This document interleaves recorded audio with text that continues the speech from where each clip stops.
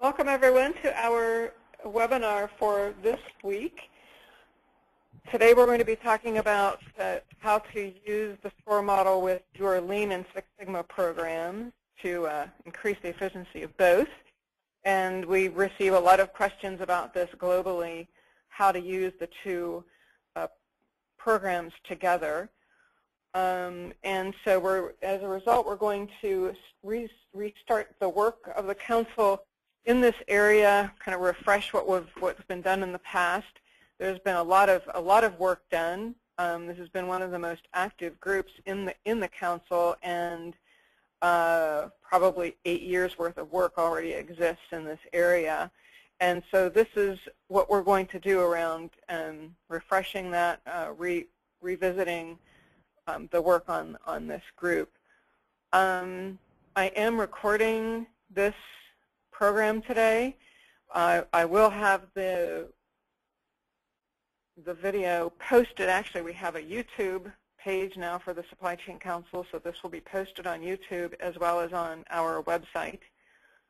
And we have a question box for you all to ask questions anytime during the program. I'll probably hold most of them till the end for Dan.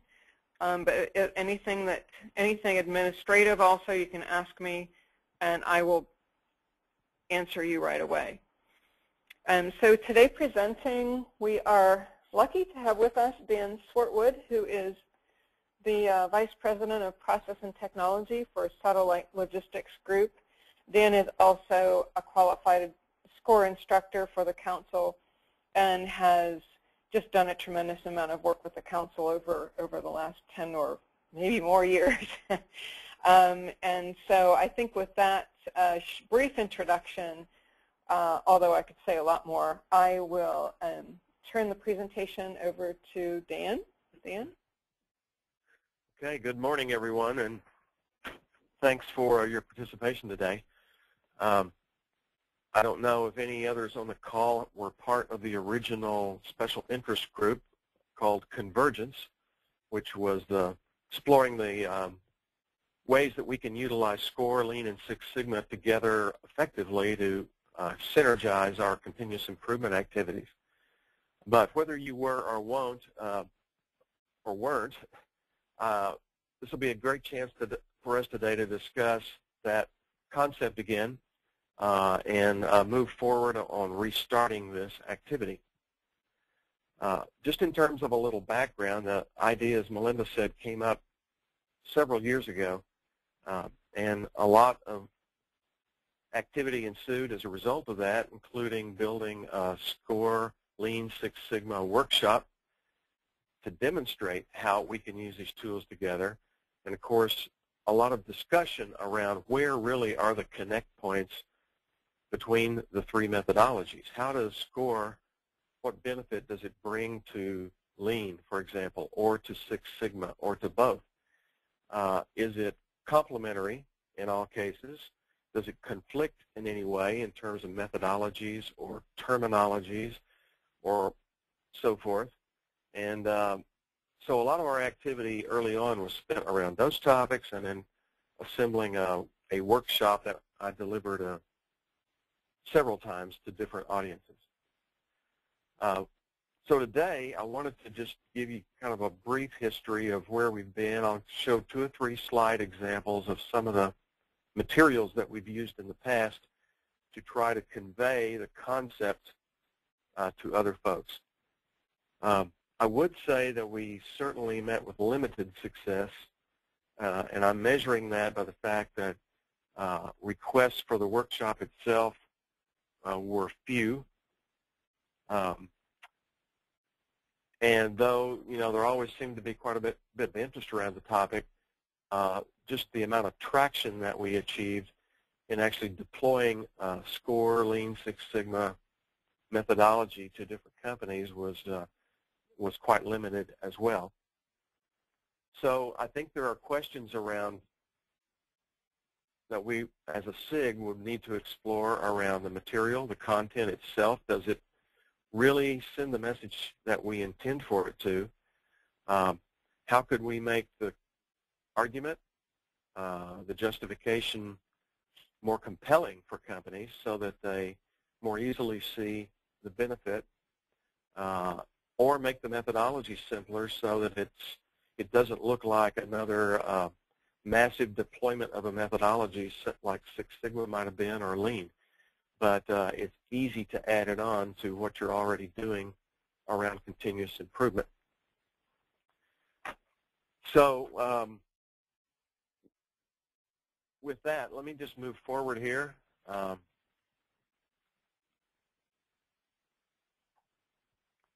There we go. So in terms of an agenda for today, this is what I put together. First of all, I'd like for us to have a discussion like what would be the purpose of a special interest group. What value do we feel like a SIG can provide that is focused on SCOR, Lean, and Six Sigma? And some of the sub-bullets related to that would be, what are today's pain points for Lean and Six Sigma practitioners? One that we've touted for a long time is that, I think as most of you know, it's relatively easy when you start up a Six Sigma program to identify improvement opportunities, but that well begins to run dry after a year, 2 years, 3 years. It becomes much more difficult to continue to populate our project portfolio. That's at least one of the limitations that I've heard repeated over and over to me. So I think there are other pain points related to those methodologies. It's one thing to say we're going to deploy these and be effective at it, but it's another to actually do it. Second bullet point then is, what is limiting the effectiveness of these methodologies? And is there a solution provided by SCOR? Thirdly, what barriers do we face in communicating the value of SCOR? I think we've made sturdy attempts in the past to communicate that value, but as I was saying, I don't think it resonated as well as we would have liked for it to. And fourthly, a question may be, how can past messaging be improved? So today, again, I want to present 2 or 3 slides that kind of are historical in nature, but I want us to come back to this page and have this discussion regarding point number 1. And secondly, we need to think about what goals would we propose for a special interest group. And thirdly, then, what should our next steps be?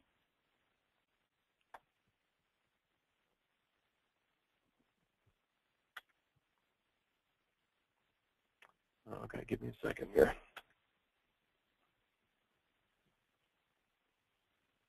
You've got it. Got it. Yeah. It's just slow, I guess. Yeah, it's okay. I can see it. All right. So we've used this slide quite a bit in the past. If you think about the way Lean and Six Sigma often gets deployed in companies, so the bar at the top represents maybe a supply chain where I've got suppliers on the left, customers on the right, and I've got some kind of activities going on in the middle, all the way from purchasing, production, warehousing, QC, and so forth, a factory, if you will.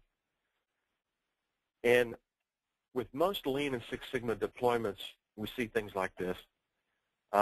Ideas are generated that may be tactical improvements, fairly narrowly focused ideas that may flow out of any one of these organizational groups within our company. Pain-oriented ideas. Something is causing pain for somebody. Or sometimes just a hot button. Maybe the plant manager or CEO or somebody has a particular issue they feel is important and they want it addressed. Maybe not always with data to back it up. Sometimes things come up that are just urgent. They may not be the most important or the highest payoff, but there's a level of urgency that requires that we address it through a continuous improvement project of some kind. And maybe there are just departmental issues that might not affect the entire supply chain, but because we're working and located in these silos, we tend to think of what's going on right around us as improvement ideas. I think we've all seen cases where one department may make an improvement that actually has a negative impact up or downstream from them. So this whole idea of kind of functioning in silos with most Lean and Six Sigma projects is one that I've heard repeated many times from companies that are using these methodologies. So a lot of our past messaging built around this idea that this was more or less an as-is state of affairs with Lean and Six Sigma. Not always, but generally. And then we may or may not be tagging up and working together with suppliers, right, or customers. We tend to operate within our four walls much more effectively than we do reaching across those barriers there.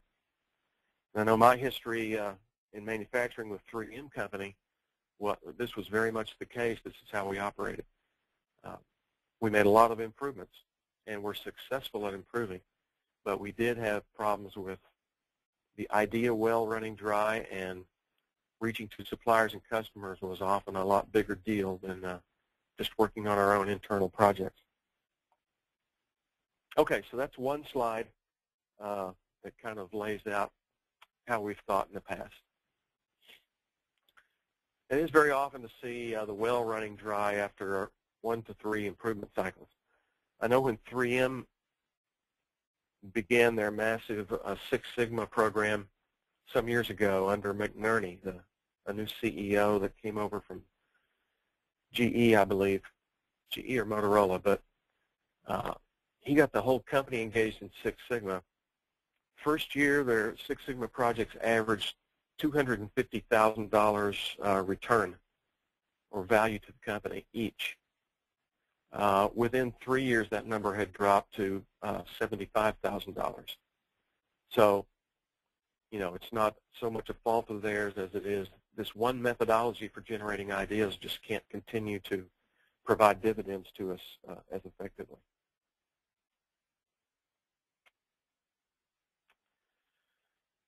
So another concept here, and this kind of begins to tie in SCOR. If you think about our companies in terms of what level at which we may be functioning, the highest level in the company, of course, would be a business level. At the business level, we're talking about a collection, perhaps, of supply chains that are under a common heading.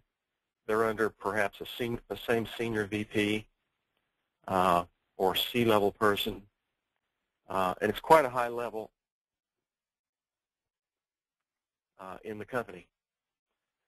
As we begin to think about lower levels, level 2 would be more of a supply chain level, where we're beginning to talk about how are we moving materials, how are we ordering, what's our strategy for manufacturing products. Are we make to stock, make to order, engineer to order? So level 2, we're really getting into much more of a supply chain level thought process, right? So level 1, we may have multiple supply chains. Level 2, we're talking more about a supply chain.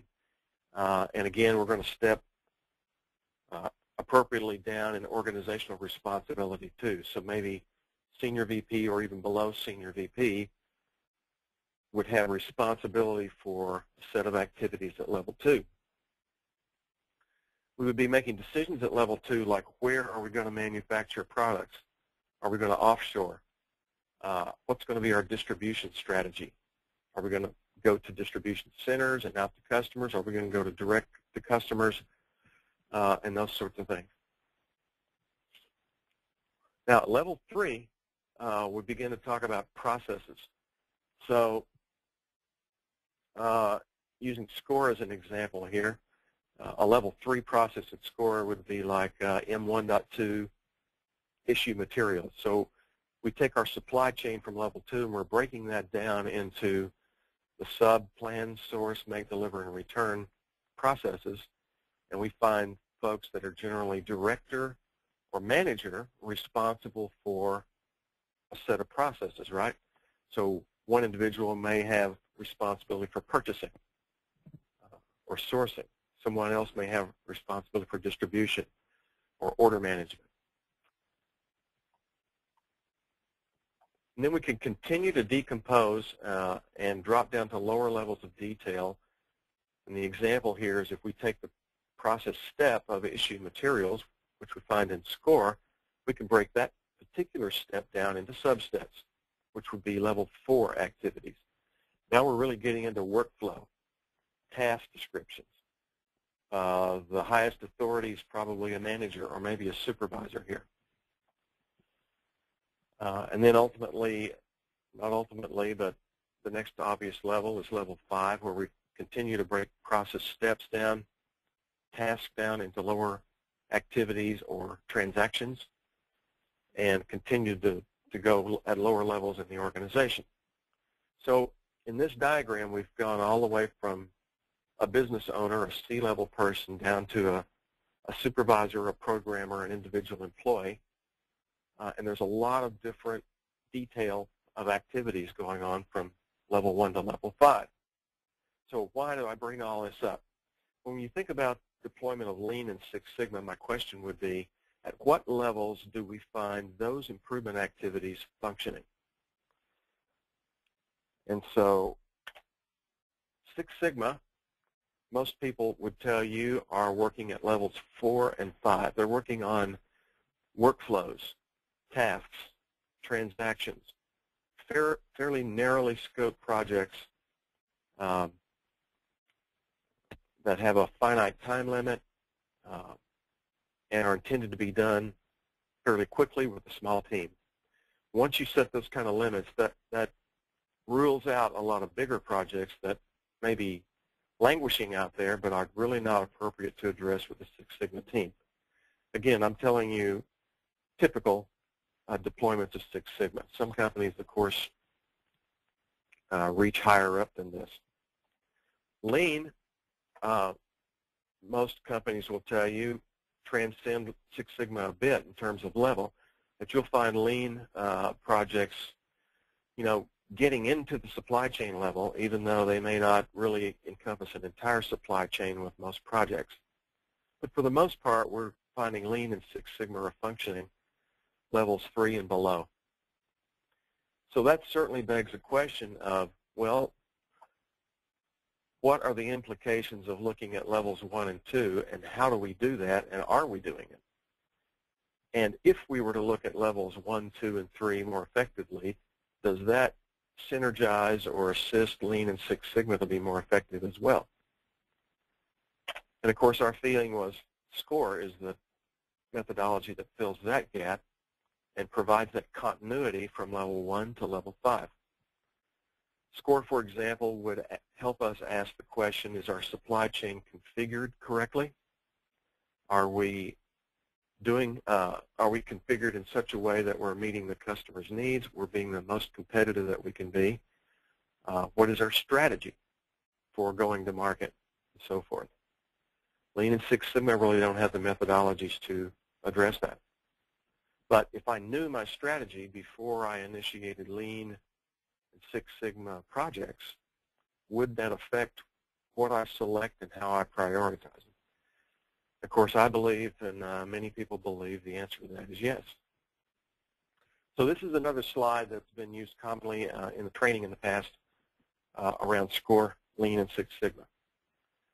One more I want to show here is this was a slide that was put together. I would have to look back and see who actually did this, but it was a very nice slide that helped us to visually depict where does SCOR function and what does it do versus Lean and Six Sigma roles in the continuous improvement process. So SCOR fills the bill effectively for determining business strategy, supply chain benchmarking, and assessing the performance of a supply chain.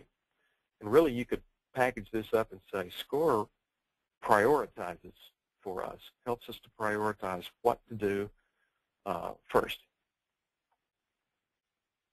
SCOR also serves as an opportunity identification engine. Is a nice term that I've heard used many times. It can generate a lot of opportunities and ideas that can trickle downstream to our Lean and Six Sigma methodologies and help ensure that we're working on the best projects. So convergence, this concept we've had in the past, bridges the gap between strategic enterprise planning, continuous improvement, and transformation. So that's a pretty nice slide, I think. And then at our most recent gathering in St. Louis, where we first got together about restarting this SIG, there were a few of us present there, and we just spent a few minutes kind of brainstorming what is a statement that best describes the use of SCOR with Lean Six Sigma. So I just lay these out here for us to look at today. Is SCOR just a tool that augments Lean and Six Sigma processes? Does SCOR enable strategic implementation of Lean and Six Sigma effectiveness? Or is SCOR a strategy to organize and align continuous improvement? SCOR encourages implementers to consider the voice of the customer and define value from the customer's perspective. Two key tenets of Six Sigma and Lean. I kind of like this next one. SCOR extends Lean and Six Sigma to function at higher levels within the organization. Getting back to the level chart we looked at. And SCOR provides a strategic perspective to the more tactical methodologies of Lean and Six Sigma. SCOR is about prioritization. Lean and Six Sigma are about execution. I think that's a nice one too. And then some descriptive terms we kicked around because there is a feeling that the word convergence is not, it's not an ideal term to describe what it is we're trying to convey in our messaging. So what would be a better message or terminology to use? Integrated improvement is one, enhanced Lean Six Sigma, or Lean Six Sigma for supply chain were three that came up that day. So really that's the slides that I had to present, and I was hoping that we could spend a little time talking a bit more about getting your input to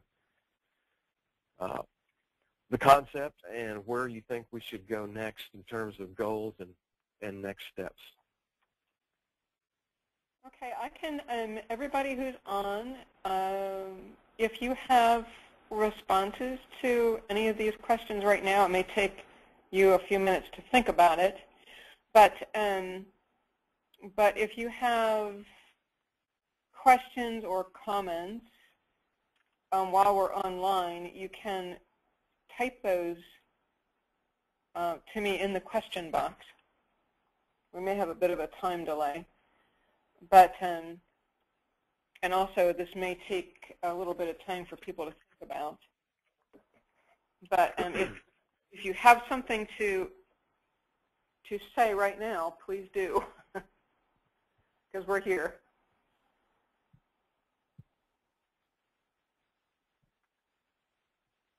But additionally, we will set up an open teleconference session following this for people who are interested in working on this as an industry group. And like I said, I'll have this this recording posted as a YouTube video, so it's easy for people to watch. Melinda, maybe an additional question for sure that should be included would be, are you interested in participating in a SIG like this, right? Right. And if you have input to any of these questions, that would be great to have forwarded over before we schedule an open session. Absolutely, yeah, because this takes a little thought, you know. So. Exactly, or even a different perspective, maybe that we haven't even thought of or talked about today. Right, absolutely.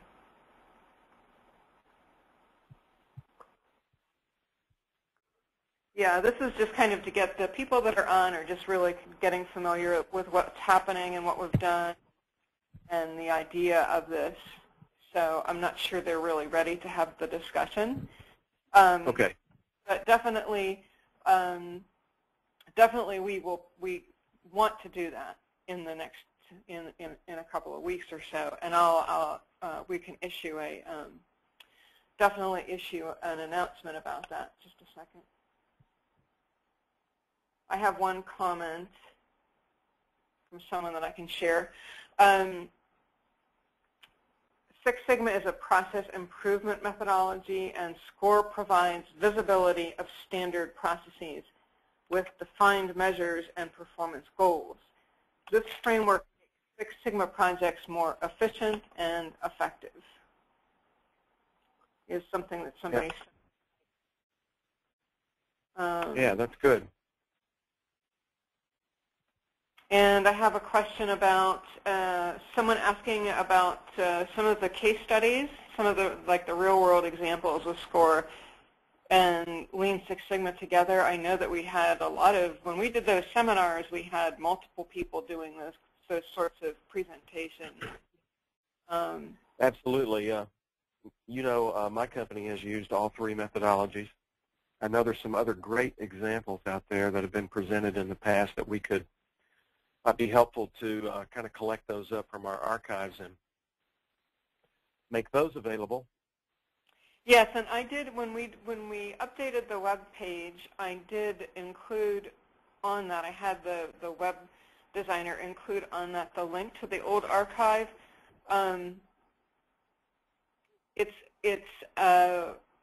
It's a bit massive, so there's a lot there to kind of look through. So maybe it would be good if we can kind of freshen up some of the best examples and make them easier to find, because we do have just a huge archive of information right now. It's just a lot to get through to try to find something fast. Okay, well, Melinda, we can make, if it would be helpful, we can make these slides available to anyone that would like them, right? Absolutely. And, and then if anyone cares to contact me directly, feel free to do that. I think my contact info is on the last slide. But feel free to do that, and maybe we can give ourselves here, what do you think, a week or so before we set up an open discussion meeting? Yes, I can ask.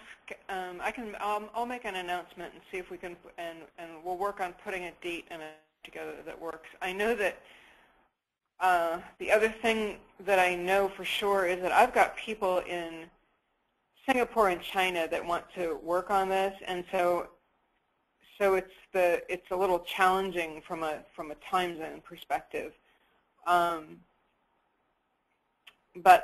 I want to do a little bit of work on what we can do as far as the best time to meet. Okay. Everybody can work who wants to. I'll do it at any time, Melinda. So whatever we need to do to sync up with everybody. Usually, or if we need to do it twice, we could do that. Sorry? If we need to do it twice, we could do that as well. Yeah, twice it works well as well. Here's another question from somebody that has not used SCOR before at all, saying he thinks that the level Six Sigma and Lean covers depends more on how much the board supports its implementation. And examples from my experience include cases where Six Sigma and Lean have been fully supported from the top and cases where they were not.